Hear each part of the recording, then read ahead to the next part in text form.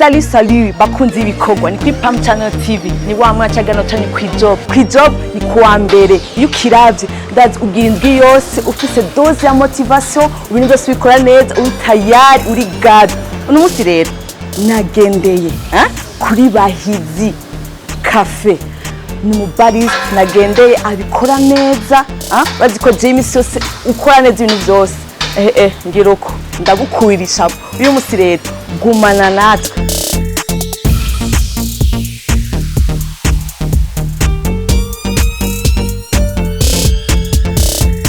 nashimye kugendera umubarista n'umuki ni umuntu akora icyayi cyangwa udukafe amaju uko mubibona namaze kwishikira nagatanguye kwanza kwijob tuko tayari Hoteli Sava meze neza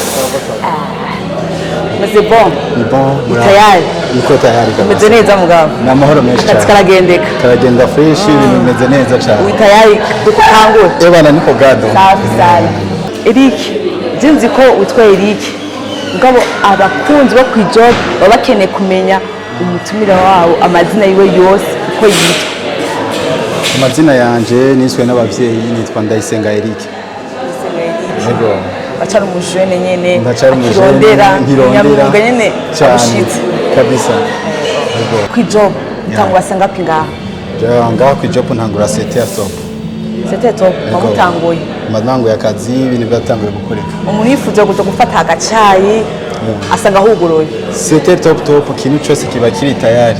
Okay. Bavuze mu barista ni umuntu akora ibihe umubarista mu specialiste wa café ikintu cyose cerekeye cyo kunywa kiraba mu barista nko kavuye ku kantu Okay, ndashaka rero Eric umbwire gute biyumvire kuja mu mwuga wo gukora ububarista kuntu niyumviye kuja mu mwuga w'ububarista nabitanguye ndi serveur ndabikunda uko nariko ndaserva ngaha nza mbona umubarista mugenzi wanje uko ariko arakora nkumva biri muri jewe nanje ndabikunze bica bintera kubikurikirana ca ndabisaba ndavyiga kuvyiga byasavye iki kuvyiga kwanje kwasavye kubikunda ca mbere na mbere bica bintera n'umwete n'inguvu nyinshi ushobora kugira ndabimenye mbere n'umuntu wese akwiye kuba umubarista n'umuntu wese waba akwiye kuba umubarista mu gihe avyiyumvamo nawe ubwiwe kugira ngo utange gukora ububarista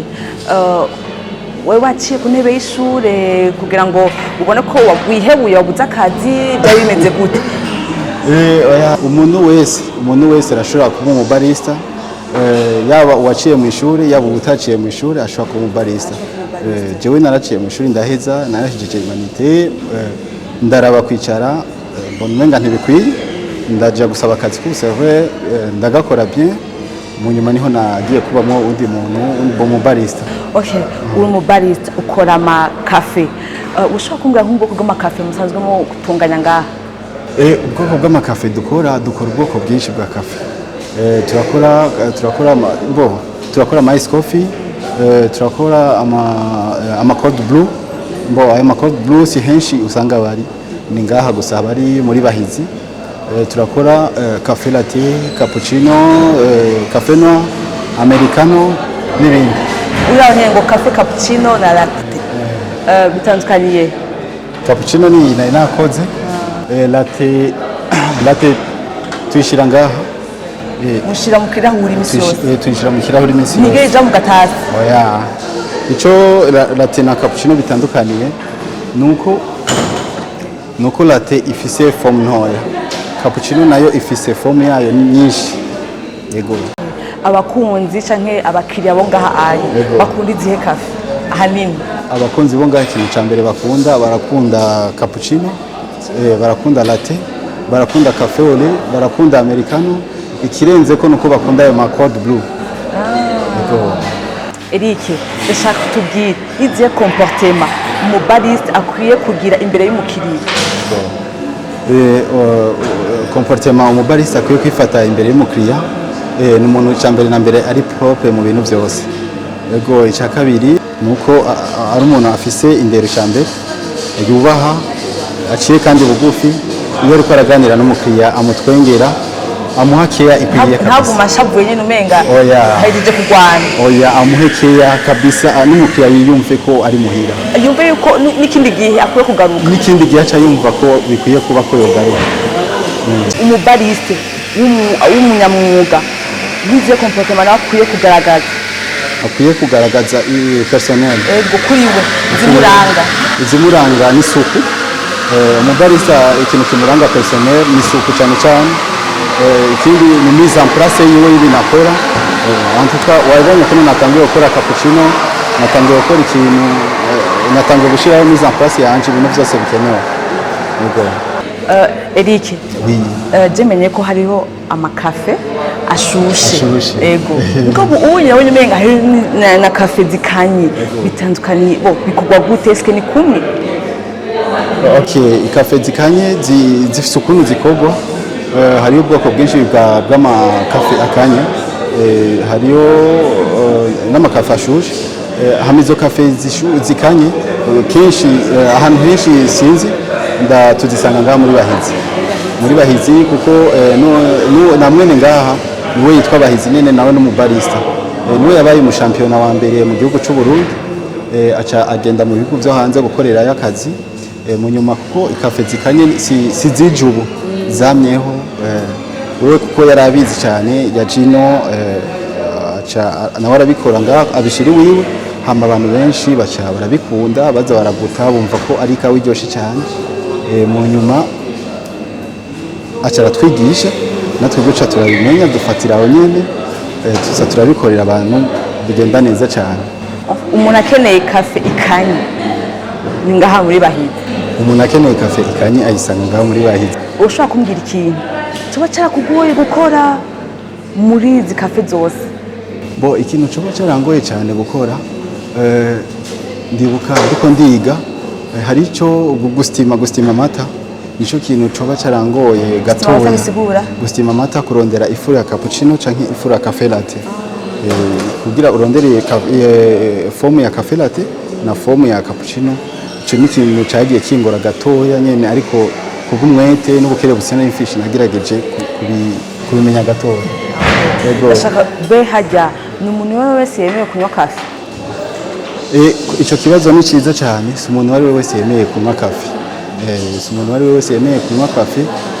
Hari abantu bababuza no kwa muganga bakababwira ati wahora unywa kafe bakamubaza wahora unywa kafe yemeye baramubwira ati ntuzosubire bivanye n'indwara bagwaye y'umutima. Hajyanye umuntu yemerewe kunywa kafe amasaha yahe? Umuntu yemerewe kunywa kafe nyuma y'amasaha 8. Nyuma y'amasaha 8 umuntu ayinyoye mu gatondo asubira kunywa 15h je pense. Umva amasaha 8 naheze bisigura ko umuntu ashobora kunywa kabiri ku munsi kaho canke binarenze ko nkamba asanzwe bakomeye cyane ashobora kunywa nka gatatu. Ndashaka rero ko twasoze ikiganiro umbwire ingorane muhura nazo muri no job yanyu.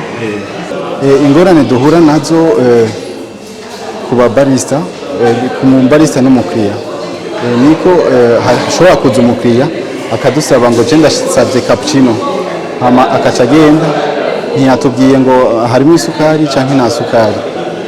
Muri ico gihe canke hari abatelefona canke nyene ugakora ikintu nkuko yakikubwiye ariko ukaca usanga we yarashaka dozi ya kafe nyinshi canke yarashaka nkeya ukaca usanga urarengeje canke ugize nkeya. N'ingorane usanga dukunda guhura nayo ariko nk'umubarista nk'uzi icyo ariko arakora ntubigaragaza. Okay. Eric Barista. Ubuye abantu bati Eric Barista. Gira kajambo ubwira ugwaruka uko uraheza amashuri kirondera akazi cyangwa rukirindira akazi n'aka kajambo ubatekerera. Icyo nobwira ugwaruka nkanje rufise inguvu icyo nobatekerera cerekeye akazi nuko bakura amaboko mu mpunzu ntibarindire ivyo bize barondere bige imyuga kuko umwuga uyu munsi uriko urafasha abantu benshi. Bosi wanje yarize umwuga uyu munsi nawe afise coffee shop yiwe kuko yize umwuga. Icyo nohimiriza abandi bajene bo bifuza kwiga ububarista hariho association y'ababarista mu Burundi, iyo association ikaba yitwa Burundi Barista Association. Eric Barista, reka ndagushimiye. Merci beaucoup. Vraiment mwafashe neza, gakawa mwampaye, nanyoye, vraiment merci sana. Nukuri vraiment ndabashimiye. Nukuri merci beaucoup, natwe turashimye ko mwatwiyumviriye Pam Channel TV. Sinzi uko navuga muheza gigwe bwo kuduteza imbere twebwe abajene b'ababarista b'ibikorwa. Mwakoze cyane. Kwijob hari kubwo umunyamwuga wese. Umunyamwuga wese. Ahari hose tuhamusanga. Ego. Nawe ni mufise umugenzi wakora umunyamwuga uratubarira. Bose ngiye kubazana. Bazana. Meme n'umukungu wawe yagiye kumenyekana. Bose. Ego. Sawa, merci. Bakunze wo kwijob. Muravyumvise ivyo Eric Barista atubwiye kubijanye n'umwuga asanzwe akora wa misi yose, atubwiye yuko gukora ikawa, gukora ibintu byose bijyanye n'ibyo kunywa ko yabikoze kandi yarize. Nawe umujene aho uri hose nababwiye abajene duhoko dukore ingabano turi nazo, twe kwishinga amarigara, twe kwishinga ibintu bitagira akamaro, muzo dukore kuko Burundi twebwe bwejo. Kwijob tuko tayari.